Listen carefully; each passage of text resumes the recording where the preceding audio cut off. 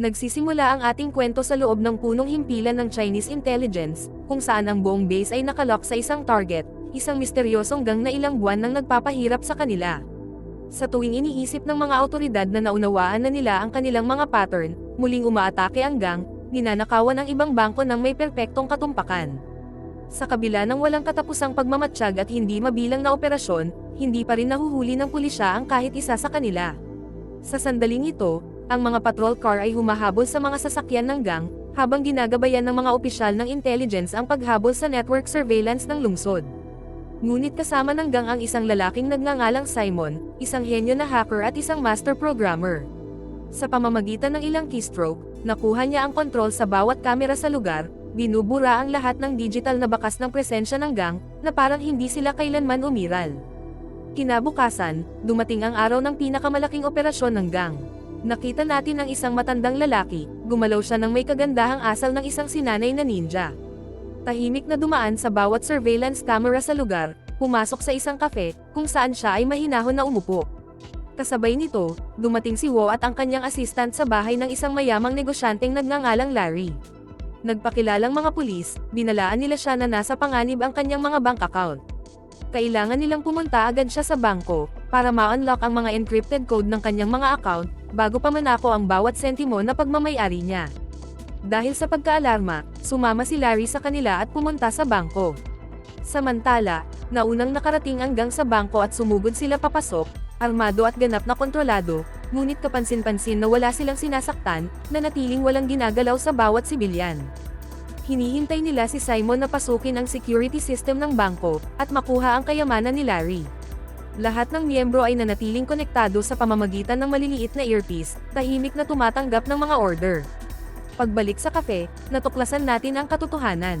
Ang matandang lalaki ay hindi lamang isang normal, siya ang mastermind at ang pinuno ng buong gang. Kalmadong humihigop ng kanyang inumin, ipinahayag niya sa pamamagitan ng komunikasyon, mayroon kang 5 minuto bago dumating ang mga pulis. Sa loob ng 5 minutong iyon, dapat pasukin ni Simon ang protection system ng bangko at ilipat ang bawat dolyar mula sa account ni Larry.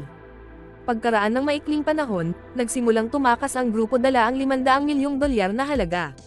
Ngunit ng sandaling iyon, dumating si Wo sa gusali kasama ang kanyang mga opisyal. Nang makita si Wo, labis na kinabahan ang gang sa susunod na gagawin. Doon, ang matandang lalaki na nagngangalang Shadow na tumutulong sa gang na makatakas sa mga pulis, ang Shadow guy na ito ay patuloy na nagsasabi sa grupo tungkol sa bawat galaw ng mga pulis. Pagkatapos ay nakakita tayo ng kaunting away sa pagitan ni Wo at ng mga miyembro ng Eagle Group, ngunit kahit papaano, nakatakas ang Eagle Group sa mga kamay ni Wo at nagsimulang tumakbo. Ngunit hindi siya nagpigil, tumalon pababa ng gusali gamit ang lubid. Samantala, upang makatakas kay Wo, nagtago ang Eagle Group sa isang malaking hotel. Ngunit sinundan sila ni Wo papasok sa hotel kasama ang kanyang mga opisyal. Gayunpaman, binago ng Eagle Group ang kanilang mga pagbabalakayo para walang makakilala sa kanila. Kahit sa hotel, nagtatago si Shadow at nagbibigay sa Eagle Group ng impormasyon tungkol sa mga pulis. Biglang naghinala si Wo sa isang miyembro ng Eagle Group dahil sa kanyang earpiece. Mabilis siyang tumungo sa lalaki, ngunit bago pa man siya makarating doon, nagpalit ng balatkayo ang lalaki bilang isang babae at madaling nilinlang si Wo at nakatakas. Nakatakas ang lahat ng miyembro ng Eagle Group sa mga pulis, at kahit na sinubukan nila ang kanilang makakaya, hindi nila nagawang hulihin ang grupo. Sa kabilang banda, nakita natin si Larry na galit sa mga pulis, dahil ninakaw ng mga magnanakaw na iyon ang kanyang 500 milyong dolyar.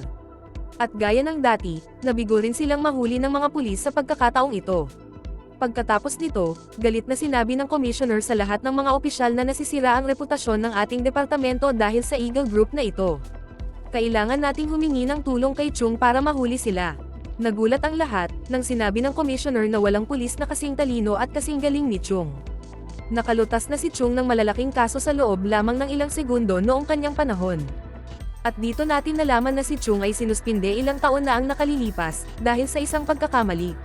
Sa istasyon ng pulis, sinabi ni Wo at Jin sa commissioner, na masyado ng luma ang estilo ng pagtatrabaho ni Chung, at hindi na siya makakatulong sa kasong ito. Sinabi sa kanila ng commissioner, kahit na may high-tech na teknolohiya, hindi pa rin natin mahuhuli ang mga magnanakaw, at sa palagay ko ay walang sino man maliban kay Chung ang makakahuli sa Eagle Group.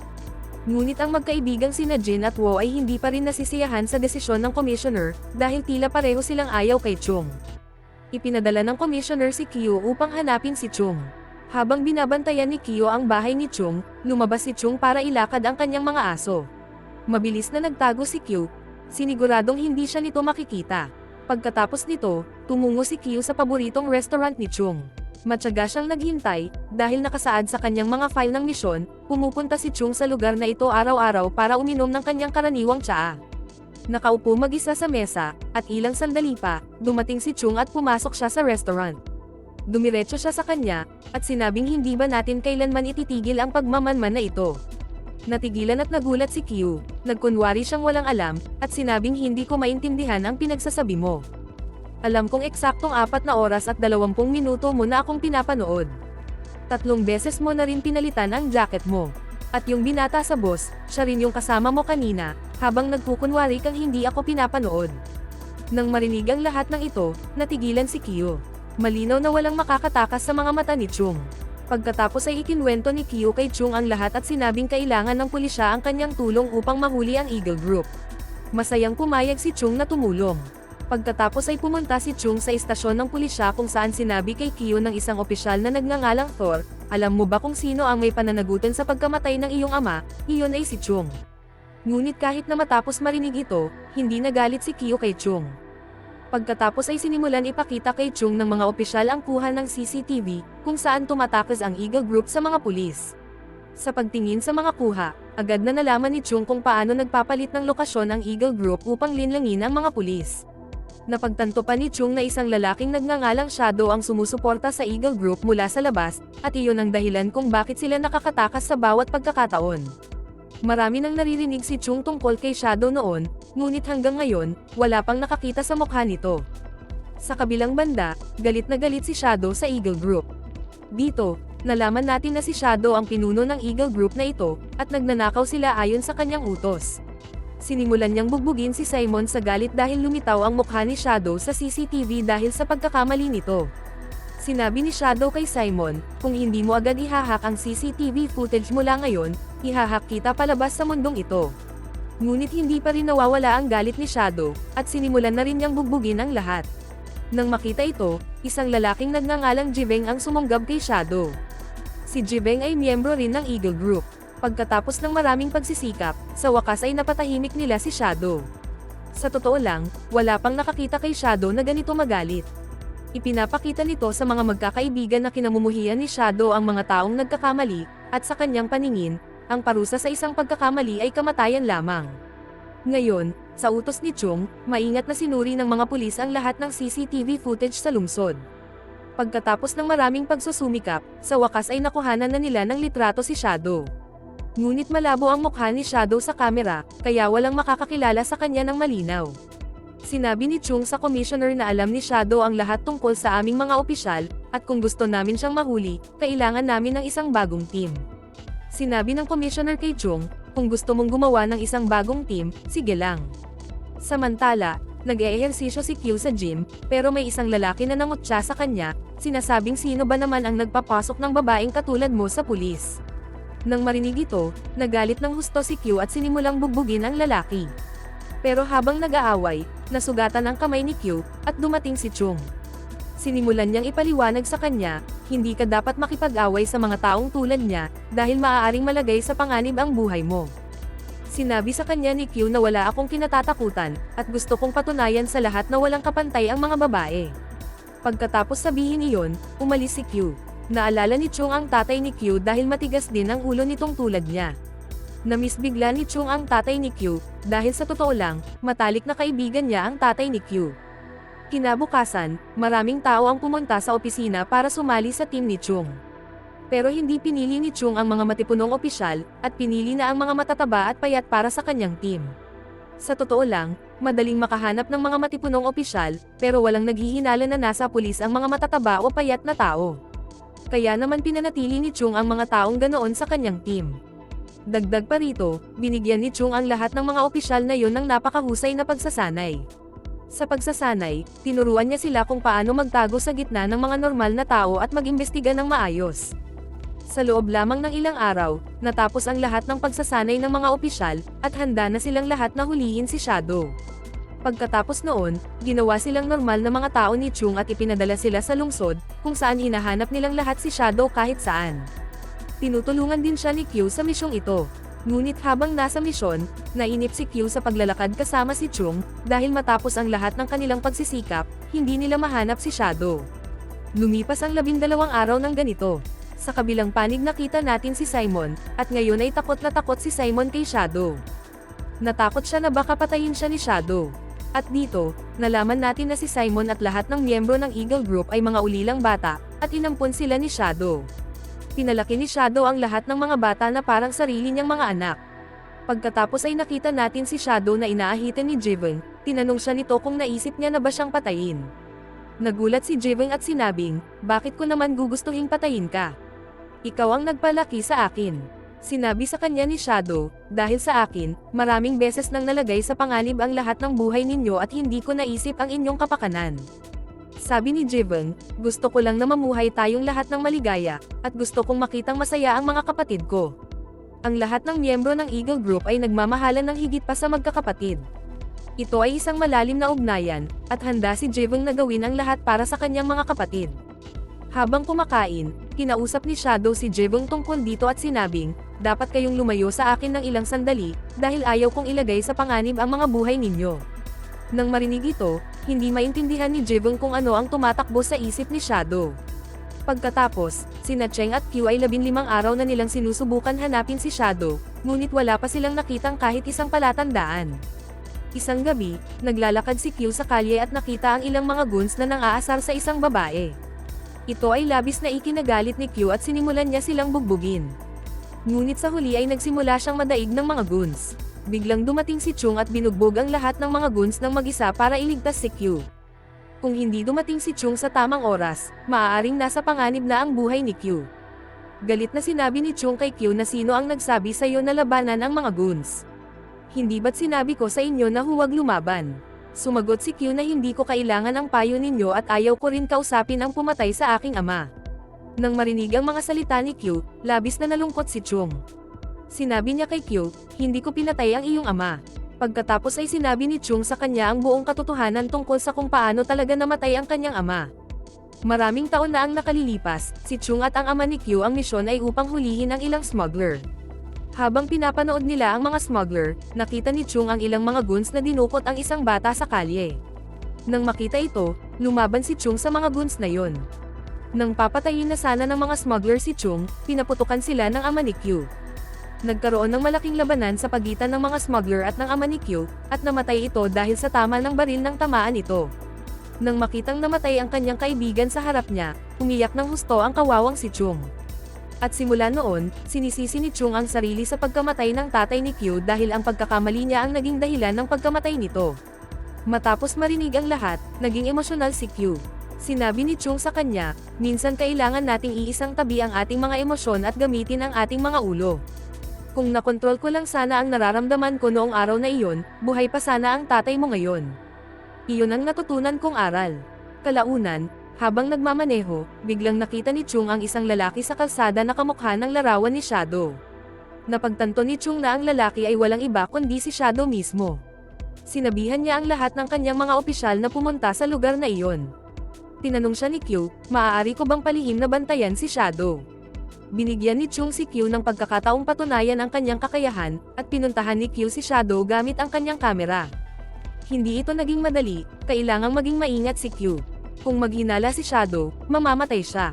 Habang bumibili si Shadow sa palengke, umakto si Q na parang may hinahanap sa lupa. Ngunit nang makita siya ni Shadow, naghinala si Shadow na parang may mali. Samantala, binabantayan ng pulisya ng Macau ang bawat kilos ni Shadow gamit ang CCTV mula sa punong himpilan.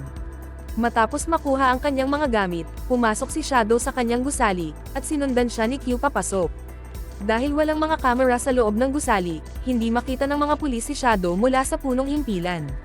Sumakay si Shadow sa elevator, at pumasok din si Q. Nang makita si Q, napagtanto ni Shadow na sinusundan siya nito. Papatayin na sana niya si Q gamit ang kutsilyo, ngunit sa sandaling iyon, dumating si Cheng sa tamang oras. Sinabi niya kay Q, Bakit mo ako iniwan, at bakit hindi mo ako pinakinggan? Nang makita si Chung, ibinalik ni Shadow ang kanyang kutsilyo. Sa elevator, kumilos si Chung para kay Shadow, sinasabing anak niya si Q at nakatira sila sa gusaling ito.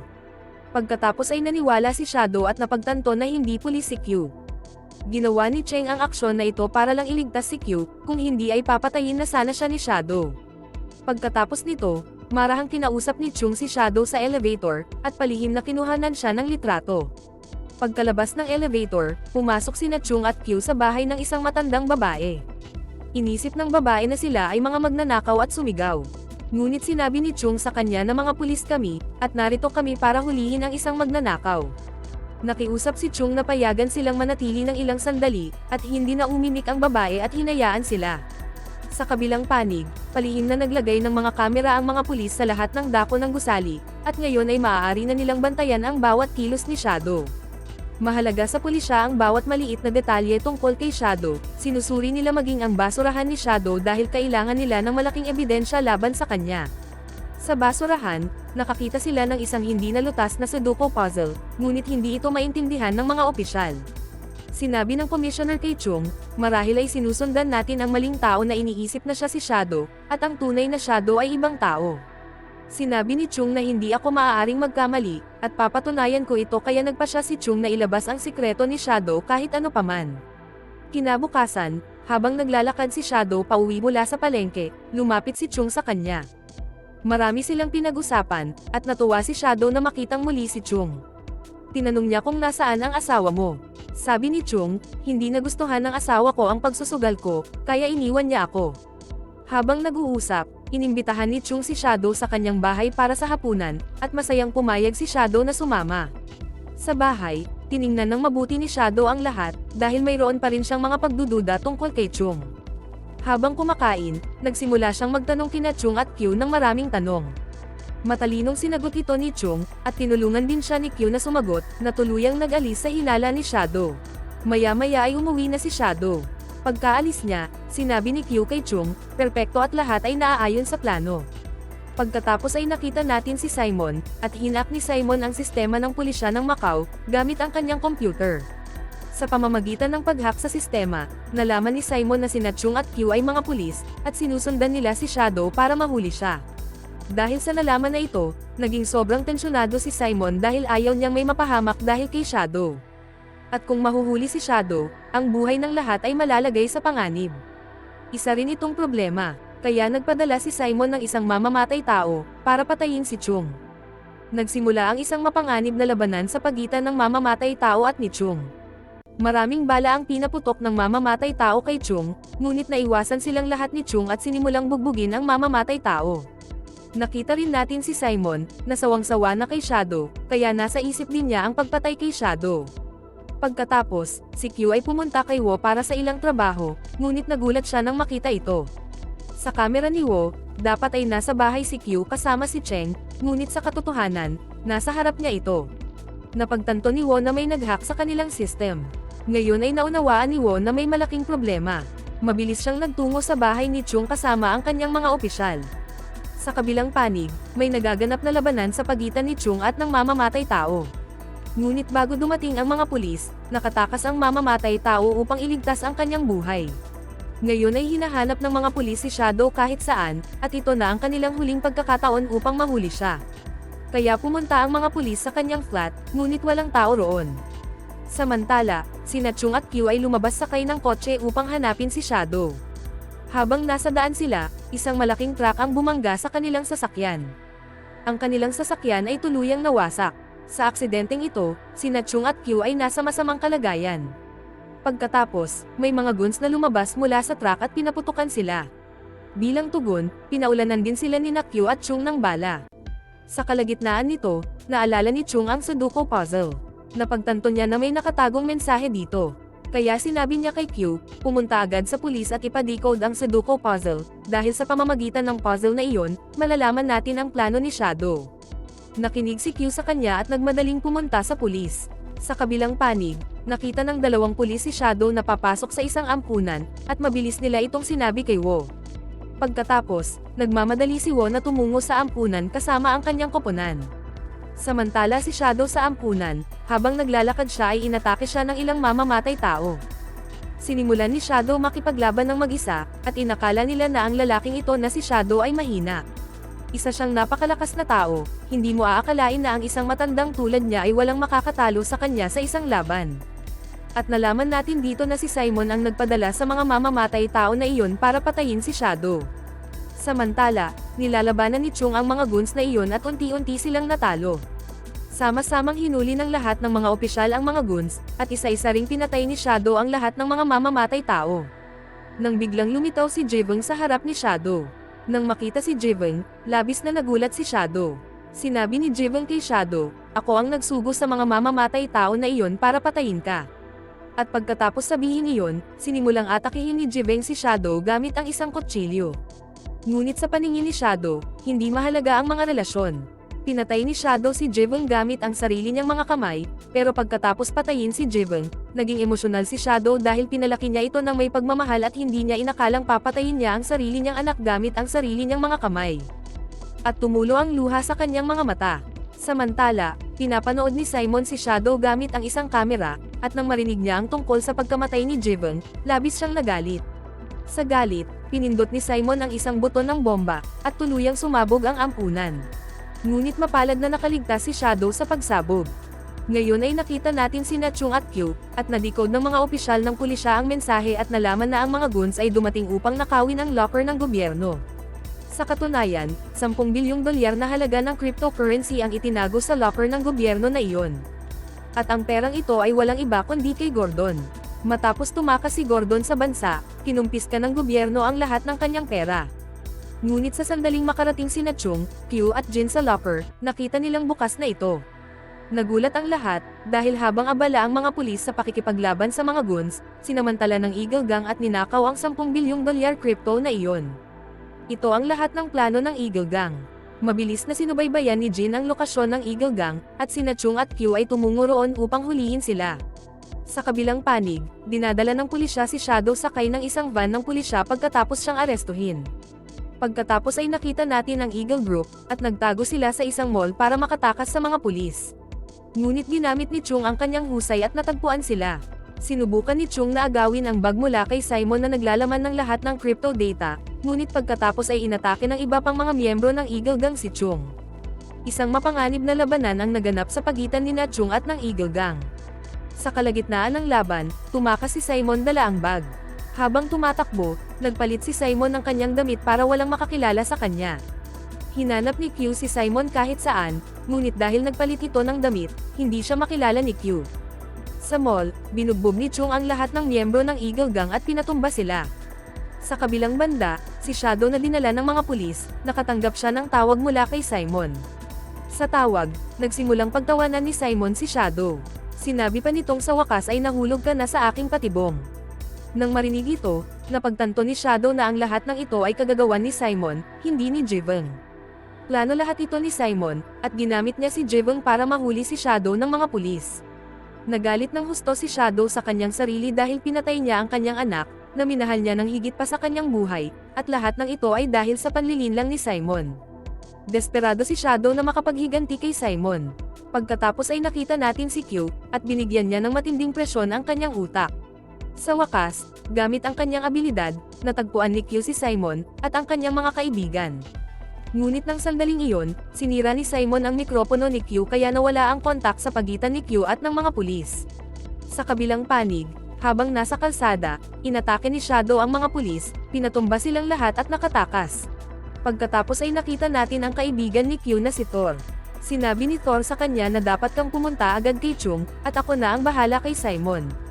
Pagkatapos sabihin iyon, sinimulang habulin ni Thor si Simon. Dumiretso si Simon sa paliparan dala ang bag, ngunit nang sandaling iyon ay nakita niya si Shadow na nakatayo sa harap niya. Nang makita si Shadow, natakot si Simon at nagalit ng husto. Papatayin na sana niya si Shadow, ngunit sa halip, sinaksak ni Shadow si Simon hanggang sa mamatay. Matapos mapatay si Simon, labis na natuwa si Shadow. Pagkatapos ay tumakbo siya palayo dala ang bag ni Simon. Sa kabilang panig, natagpuan ni Q si Thor na nakahiga at sugatan sa kalsada. Malakas ang pagdurugo ni Thor. Labis ang hinagpis ni Q nang makitang ganito si Thor. Sinabi sa kanila ni Thor na si Shadow ang may gawa nito sa akin, at pinatay din niya si Simon. Pagkasabi nito, agad na namatay si Thor, na nagpaiyak ng malakas kay Q sa pagkamatay ni Thor. Pagkalipas ng ilang araw, nililinis ang istasyon ng pulisya, at nakita natin si Chung. Pumunta si Chung sa istasyon upang salubungin si Q, dahil hindi pa tapos ang paghahanap ni Chung.